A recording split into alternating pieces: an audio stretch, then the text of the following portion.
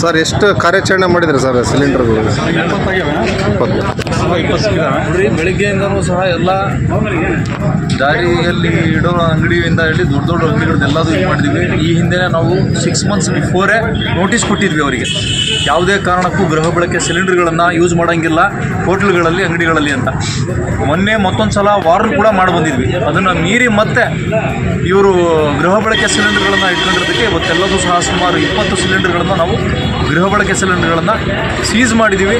ಅದಾದಮೇಲೆ ಅವರಿಗೆ ಕಮರ್ಷಿಯಲ್ ಸಿಲಿಂಡರ್ಗಳನ್ನು ಮಾತ್ರ ಯೂಸ್ ಮಾಡಿ ಅಂತಲೂ ಸಹ ಎಚ್ಚರಿಕೆ ಕೊಟ್ಟು ಬಂದಿದ್ದೀವಿ. ಮುಂದಿನ ದಿನದಲ್ಲಿ 15 ಡೇಸ್ ಮುಂದೆ ಮತ್ತೆ ಈ ರೀತಿ ಕಾರ್ಯಾಚರಣೆ ನಾವು ಮಾಡ್ತಾನೆ ಇರ್ತೀವಿ. ಯಾರ್ದಾದ್ರೂ ಇತ್ತು ಅಂತಂದರೆ 1-2 ಸಲ ಅವ್ರಿಗೆ ವಾರ್ನಿಂಗ್ ಕೊಡ್ತೀವಿ, 3ನೇ ಸಲ ನಾವು ಖಂಡಿತವಾಗಿ FIR ಮಾಡ್ತೀವಿ.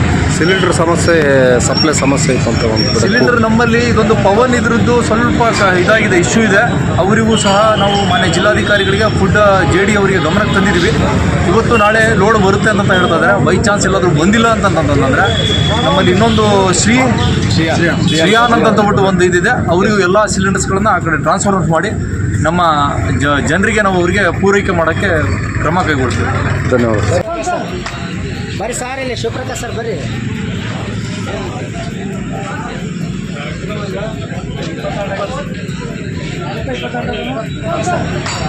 ಬರ್ರಿ ಸರ್, ಇಲ್ಲಿ ಶಿವಪ್ರಕಾಶ್ ಸರ್ ಬರ್ರಿ.